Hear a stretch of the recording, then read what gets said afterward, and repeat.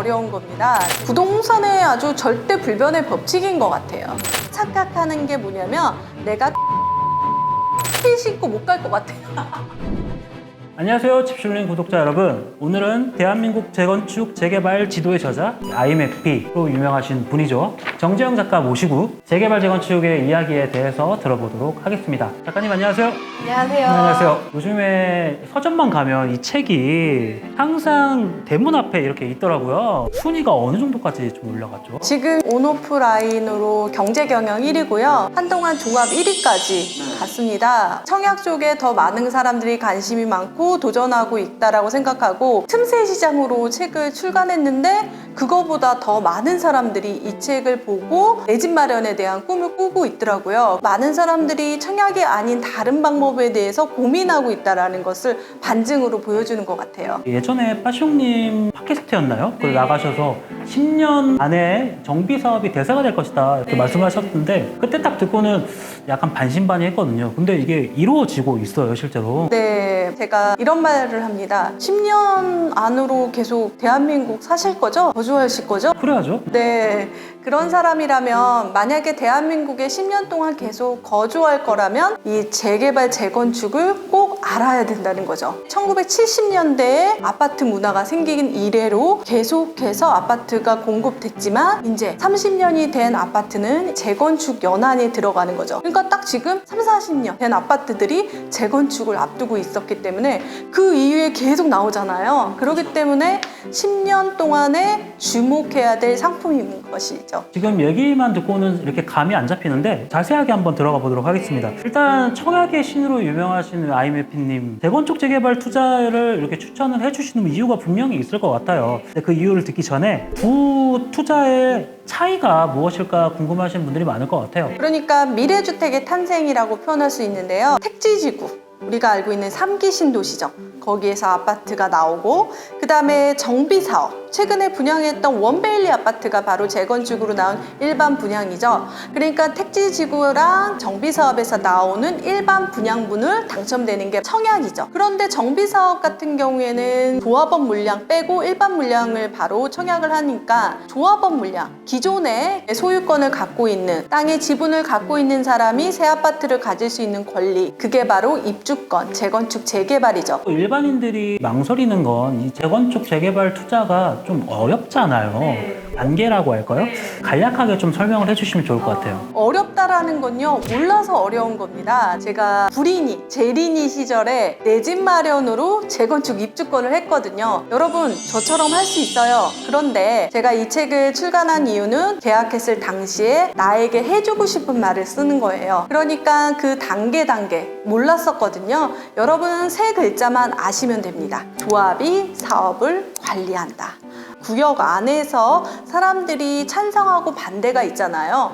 난 새 아파트 받기 싫어. 난 새 아파트 받을래.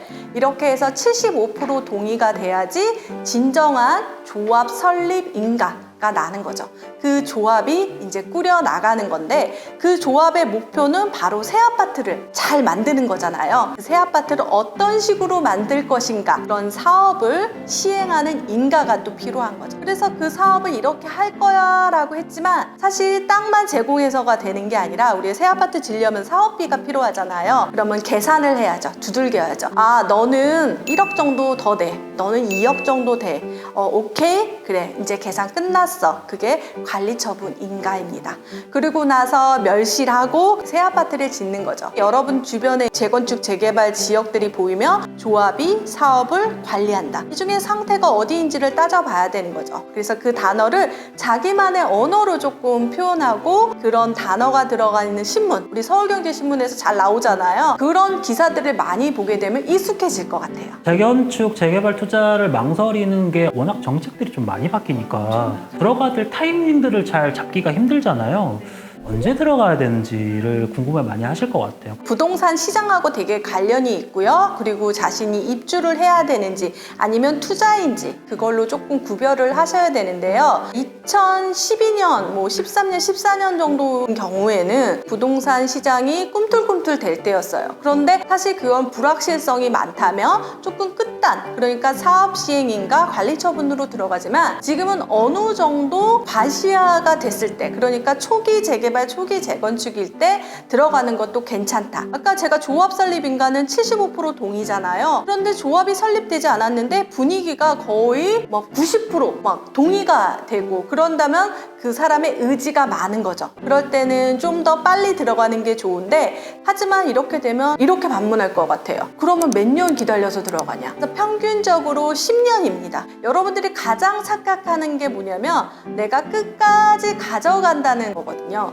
근데 저는 끝단이었기 때문에 사업 시행과 관리 처분 사이였기 때문에 입주가 됐지만, 여러분들은 그거에 대해서 한번 투자를 해보고 더 좋은 것이 나오면 갈아탈 수도 있는 거고, 그래서 조금 유연한 사고 방식이 제일 중요한데요. 확실한 걸 원한다면 사업과 관리 사이로 나는 돈을 더 많이 벌 거야. 시간에 따라서 웃돈이라고 프리미엄이 계속 많이 되기 때문에 조합원들의 의지를 체크하시면 큰 투자의 열매를 맛볼 수가 있겠죠. 왜 2021년에 재개발을 주목해야 되는지는 약간 의문이 들어요. 재건축은 일명 아파트에서 조금 깨끗한 지역에서 상품만 바뀌는 건데, 재개발은 환골탈태가 돼요. 도로 바뀌고. 네, 그렇죠. 학교도 들어오고 기부 체납도 많으니까.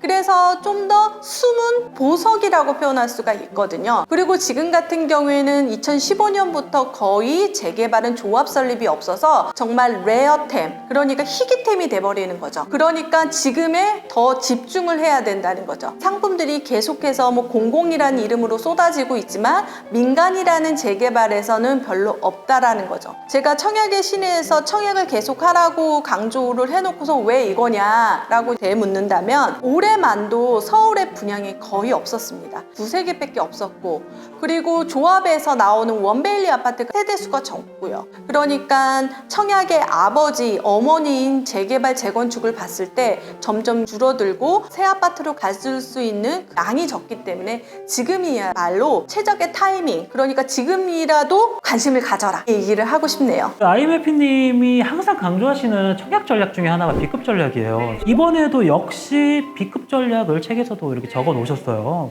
부동산의 아주 절대 불변의 법칙인 것 같아요.